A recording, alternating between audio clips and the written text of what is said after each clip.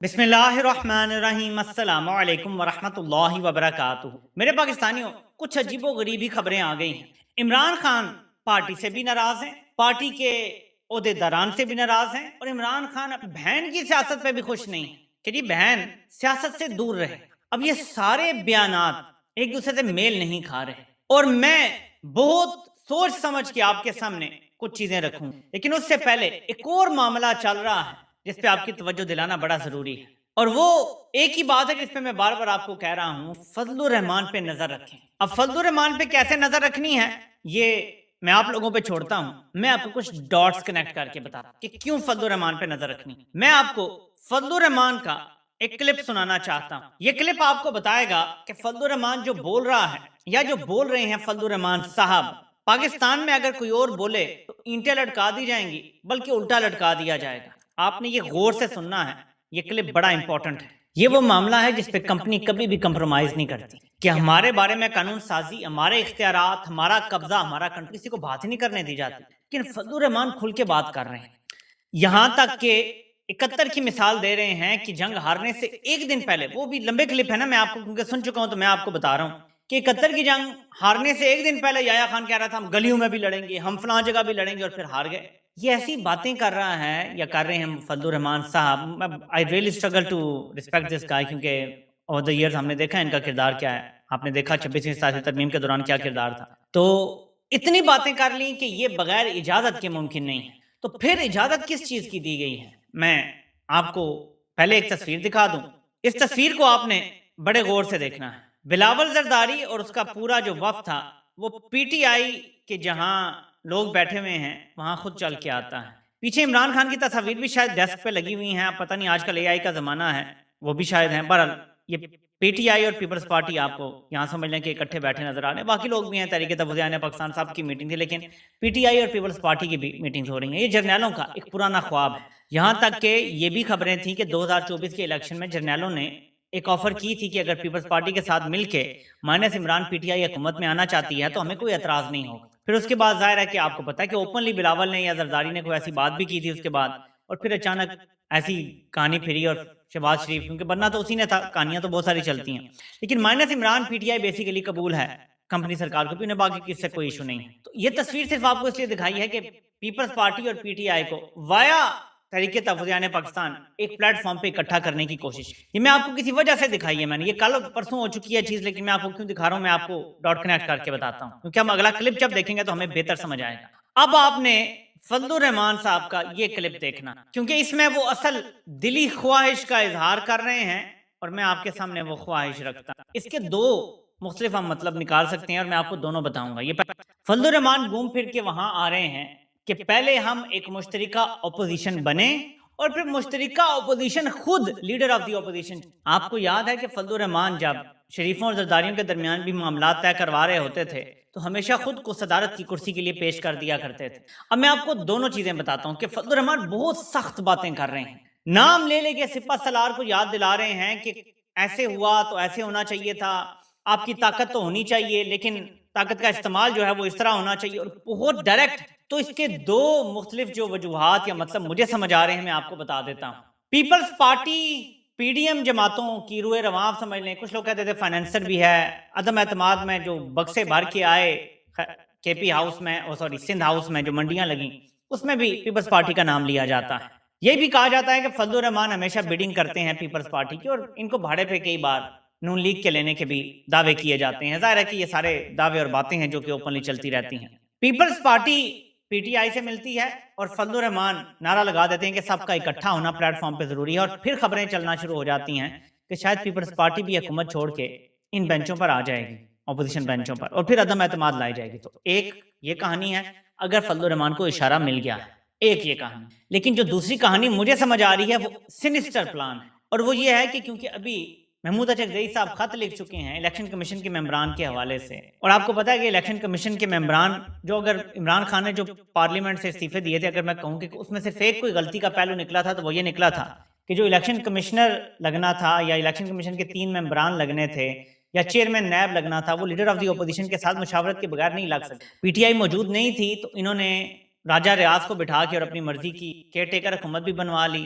उन्होंने election commission के member भी लगा लिए, इन्होंने अपना चेयरमैन नैब भी लगा लिया, सारा कुछ हुआ। अभी भी सूरत हाल कुछ इसी किस्म की है। लीडर ऑफ दी ऑपोजिशन अभी भी बड़ा अहम ओहदा है, और फजलुर रहमान का जो मुझे तजवीज़ समझ आ रही है वो ये है कि पहले हम सारे इकट्ठे हों, एक ऑपोजिशन जब हम बन जाएंगे तो हम नए सिरे से लीडर ऑफ दी ऑपोजिशन चुनेंगे। अब थोड़े के को आप ज्यादा समझें कि यहाँ कहानी मुमकिन तौर पे क्या नजर आती है। अब कुछ लोग जो हैं वो जो डरे हुए हैं वो क्या कह रहे हैं, मैं उनका भी आपको बताता हूँ, और नून लीगी अकाउंट्स क्या बोल रहे हैं मैं आपको वो भी बताता हूँ। पहले हम आते हैं इस चीज पर कि ये खबर जब आई सामने, वकार खान, ये आई थिंक अमेरिका में होते हैं, ये पहले लिखते हैं कि इमरान खान ने अलीमा खान को पार्टी सरगर्मियों और मामलात से दूर रहने की हिदायत की है। इमरान खान ने अलीमा खान को मजीद रैलियां निकालने से भी मना कर दिया है। शेर अफजल मरवत दावा करते हैं कि अलीमा खान के लिए इमरान खान का बड़ा सख्त पैगाम आया है कि मेरे मना करने के बावजूद आप क्यों स्ट्रीट मूवमेंट कर रही हैं, और पार्टी को भी पैगाम दिया है कि इनको अपने मामला से दूर रखें, इसी वजह से वो 3 दिन से नजर भी नहीं आ रही। ठीक है जी। असदुल्ला खान जो साफ़ी हैं उन्होंने खबर का क्रेडिट लिया है कि अलीमा खान के हवाले से इमरान खान की ये हिदायत हैं, और वो सलमान अकरम राजा से भी खुश नहीं हैं, वो फलां से भी खुश नहीं हैं, और मतलब जो भी बातें उन्होंने की हैं इस पर बड़ा रद्द-ए-अमल आया है। लोग बड़ी सख्ती से आड़े हाथों ले रहे हैं कि आपको कैसे पता चला, जब इमरान खान की बहन से 10 मिनट की मुलाकात हुई तो कैसे पता चला। मैं आपके सामने कुछ चीज़ें रखता हूँ मुमकिन तौर पे, क्योंकि मैं हमेशा तज्जिया करता हूँ दस्तयाब मालूमात के ऊपर, तो मकसद ये होता है कि हर एंगल को खंगाल लेना। देखें, एक तो पाकिस्तान में सबको पता है कि अगर जर्नैल इजाजत ना दें, चाहे ना, कोई खबर देना नामुमकिन है।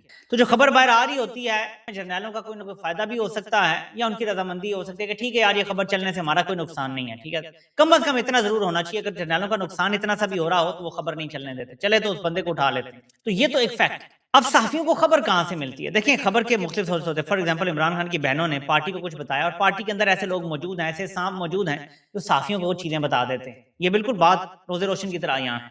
तो पीटीआई के अंदर ऐसे लोग मौजूद हैं जो अगर इनसाइडर पैगाम हो तो वो बाहर साथियों को बताते हैं। एक और चीज ये है कि इमरान खान जो अहलियां हैं, बुशरा इमरान की जो बेटियां हैं या बाबी हैं, वो भी मिलते रहते हैं, और बाजार ये नजर आता है कि उन्होंने जो कमिटमेंट दी हुई है कि पब्लिकली हम कोई सियासी बयान नहीं देंगे, वो उस पर कायम है। लेकिन मुझे ऐसे लगता है कि वो भी बात बता देते हैं अगर फैमिली को, या किसी और की, यानी किसी और के जरिए कोई और शख्सियत हो सकती है, मैं अब जान के नाम नहीं ले रहा, और पार्टी तक बात पहुंचती है तो अगेन पार्टी के अंदर जो लोग हैं वो फिर साथियों तक बात बता देते हैं। इमरान खान तक अब एक सवाल पैदा होता है कि ये मालूमात कैसे पहुंची। अगर नूरीन नियाज़ी से मुलाकात हुई तो क्या उन्होंने अलीमा खान की शिकायत लगाई कि इमरान खान ने इतने गुस्से में कहा कि अलीमा खान से को मैंने मना किया था सियासत ना करे, कोई ऐसी बात हो सकती कि नूरीन नियाज़ी ने शिकायत लगाई हो, या डॉक्टर उस्मा से मुलाकात हुई, दूसरी मुलाकात तो उन्हीं से हुई, क्या उन्होंने शिकायत लगाई कि जी अलीमा खान देखे ना स्ट्रीट मूवमेंट भी कर रही है, फलां भी कर रही है, शिकायत तो नहीं लगाई होगी।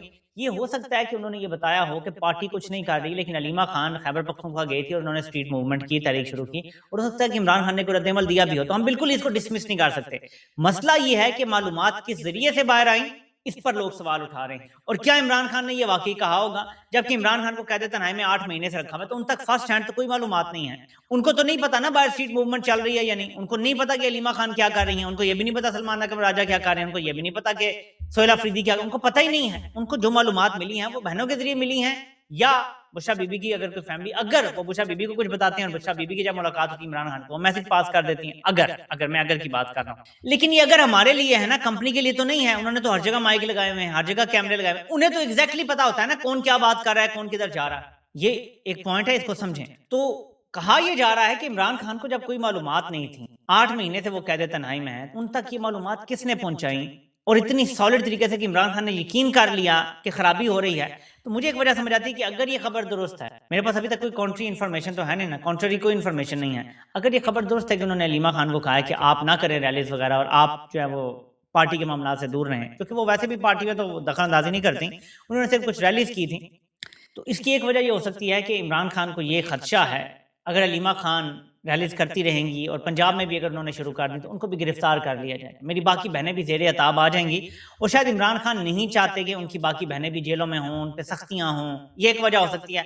मुझे इसके अलावा इसका कोई लॉजिक नहीं समझ, क्योंकि अब लॉजिकल देखें बात, सोहेल अफरीदी भी कुछ नहीं कर रहा, ये खबरें चल रही हैं, सलमान अकरम राजा से भी इमरान खान खुश नहीं है, ये भी खबरें चल रही हैं, यानी पार्टी से भी खुश नहीं है, खबरें चल रही हैं, और बहन को भी कह रहे हैं कि आपने रैली नहीं करनी। फिर करना किसने है? पार्टी से वैसे ही खुश नहीं है, पार्टी वैसे ही कुछ नहीं कर रही, बहन अगर कोई रैलीज कर देती है तो उसको भी मना कर दिया है। तो क्या इमरान खान ये चाहते हैं कि सब छोड़ दें, उनको अकेला, उनको उनके हाल पे छोड़ दें, वो जेल में बाकी जिंदगी गुजार दें? क्या ये है? तो ये खबर के आने की वजह शक ज्यादा इसलिए है, ये नहीं कि कोई साफी ने झूठ बोला है या साफी ने एजेंडा किया है, मैं किसी पे इल्जाम नहीं लगा रहा, मैं ये कह रहा हूँ कि लोग ये कह रहे हैं ये लॉजिकल नहीं है सारी बातें कि एक साथ आप कर दें सारी बातें, ये असल इसकी बुनियाद है। लेकिन अगर आप सोचें तो मैं आपको बताता हूँ कि नून लीग क्या बयानियाँ चला रही हैं। ये जाने माने नून लीगी अकाउंट हैं, मैं इनको सामने रख देता हूँ। ये कहते हैं कि बहुत बड़ी खबर, पाकिस्तान के अदालती मामले में इंतहाई मोतबर और बाखबर सहाफ़ी सईद चौधरी ने दावा किया है कि इनको मिली मुसद्दका इत्तलात के मुताबिक फैज हमीद, इमरान खान और बुशरा बीबी पर 9 मई के हवाले से कोर्ट मार्शल शुरू होने जा रहा है। ये फौज पर हमले की साजिश के मरकजी किरदार थे। रावलपिंडी में फौज तैनाती इसी तनाजुर में देखने की जरूरत है। 17 के करीब गवाहियां तैयार हैं और मेडिकल चेकअप की जो जरूरत थी वो भी इस अस्पताल विजिट से पूरी हो गई है। नून लीगी अकाउंट्स भी ये बात चला रहे हैं। वो एक गालम गलोच वाला रजी दादा जो है, आपको पता है कि उसकी कितनी गंदी जुबान है, वो भी यही बात कर रहा है और सब जानते हैं कि ये नून लीगी है। मैं बल्कि आपको बता देता हूँ कि इसने क्या कहा है ताकि आपको दूसरा एंगल भी समझ आए कि नून लीगी क्या कह रहे हैं या उन्हें क्या बताया गया है या उन तक क्या, क्योंकि अगर एक साइड के साथियों को जो नून लीग के साथ नहीं है, मैं ये नहीं कहता प्रो पीटीएम, मैं कहता हूँ जी नून लीग के कम से कम साथ नहीं खड़े, उनके चमचे नहीं हैं, उनको अगर ये खबर दी गई है कि इमरान खान ने पार्टी के बारे में ये कहा तो दूसरी तरफ भी तो कुछ खबरें दी गई होंगी ना, दूसरी तरफ के साथियों को भी तो जिंदा रखना है ना। तो ये वो शख्स है जिसकी गंदी तरीन और गलीज तरीन जुबान है, वो क्या कह रहा है जरा हम ये देखते हैं। मैं इसको सामने रखता हूँ। रावलपिंडी में खसूसी छोटी जेल मुकम्मल। रावलपिंडी में खसूसी इंतजामात के लिए फौज तैनात। मुल्जिमान को मेडिकल फिटनेस सर्टिफिकेट का इजरा।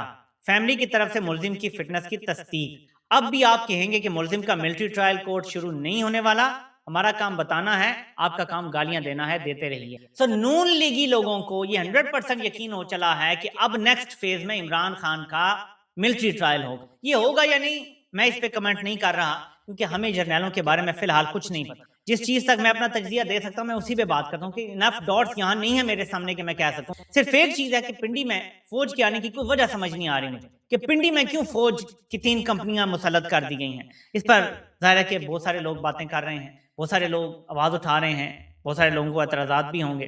तो सवाए इसके मेरे सामने कोई डॉट इस टाइम नहीं है क्योंकि आलमी हालात में वैसे मिलिट्री ट्रायल के लोग खिलाफ होते हैं। जीएसपी प्लस स्टेटस वैसे ही पाकिस्तान का खतरे में पड़ सकता है। यूरोप में बड़ी तब्दीली की एक लहर आई हुई है। लोग जो है वो अब एक खास किस्म की जो प्रो नेतन्याहू पॉलिटिक्स थी उससे भी मुतनफर हो रहे हैं। इसी के साथ जुड़ी हुई है हमारी कंपनी के साथ जो मोहब्बतें हैं और प्यार है यूरोपीय यूनियन का, वो भी जुड़ा हुआ है प्रो नेतन्याहू पॉलिटिक्स। अगर उससे दूर होता है यूरोप और होना पड़ेगा, आगे की सियासत इसी तरफ जा रही है तो हालात बदलेंगे।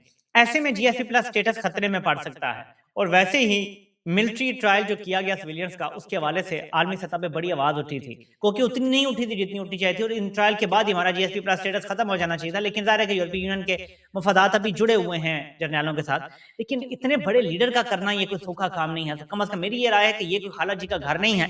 लेकिन नून लीग को कम अज कम ये तसल्ली दी गई है कि फिक्र ना करें, इमरान खान से कोई हमारे बातचीत नहीं होने वाली, बल्कि हम तो उसका मिलिट्री ट्रायल करने वाले हैं। कम अज कम ये बात हम कह सकते हैं कि शायद नून लीगियों को तसल्ली ऐसे दी गई है। अब जब ये सारी खिचड़ी हमारे सामने पक के आ गई है तो आपने फिर एक बार फजलुर रहमान पे नजर रखनी, उसकी आनियों जानियों को देखें। और मैं पीटीआई से कहूंगा कि दूध का जला जो है ना वो छाछ को फूंक फूंक कर पीता है, लेकिन फजलुर रहमान का जो डसा होता है ना उसको पानी भी नहीं मिलता। ये याद रखिए, आप दूध के जले हुए हैं, आपने इसको बड़ा फूंक फूंक के पीना है, बड़ा सोच समझ के पीना है। क्योंकि अगर तो जर्नैलों की ये मर्जी है कि नून लीग को अदम एतमाद के जरिए निकाला जाए और हम अपना पलड़ा बजाय नून लीग के गोद में ही रखें और हम ये जाहिर करेंगे कि पीपल्स पार्टी के जेन्युइन ग्रीवेंसेस थे, पीपल्स पार्टी वाकई सूबे नहीं बनने देना चाहती थी इसलिए उन्होंने छोड़ा है और हमारा इसमें कोई लेना देना नहीं है, तो वो जर्नैल लगे रहे। मैं सिर्फ एक करेक्शन यहाँ करना चाहता हूँ असद उमर। असद उमर कहते हैं जी कि फौज को ना पावर पॉलिटिक्स का बहुत एक्सपीरियंस है, वो बहुत अच्छे तरीके से जानते हैं पावर पॉलिटिक्स को, बंद कमरे की सियासत को वो जानते हैं। वो इमरान खान को कर रहे थे रिफर के, इमरान खान हमेशा बाजवा को कहा करते थे कि जी मेरा 22 साल का तजर्बा है, मैं ग्रास रूट लेवल से नीचे से आया हूँ मेहनत करके, तो मुझे सियासत ज्यादा आती है। तो बाजवा आगे से कहते थे कि यार बताओ अच्छा प्राइम मिनिस्टर को कि हम 75 साल से सियासत कर रहे हैं, हमारा ज्यादा तजर्बा है। असद उमर साहब आप गलत हैं कि फौज पावर पॉलिटिक्स में बड़ी तेज है और बंद कमरे की सियासत में बड़ी, उनको बहुत पता है। आप मुझे दे दें 7 लाख की कमान, बंदूक मेरे हाथ में थमा दें, मुझसे ज्यादा तजर्बा ही किसी को नहीं होगा सियासत। वो यार वो कख सियासत नहीं करते, वो बंदूक के जोर पे इसको इधर डाल देते हैं, इसको इधर डाल देते हैं, इधर से ये फैसला करवा लेते हैं। ये तो बंदूक का जोर है, ये तजर्बा क्या है मुझे बताएं?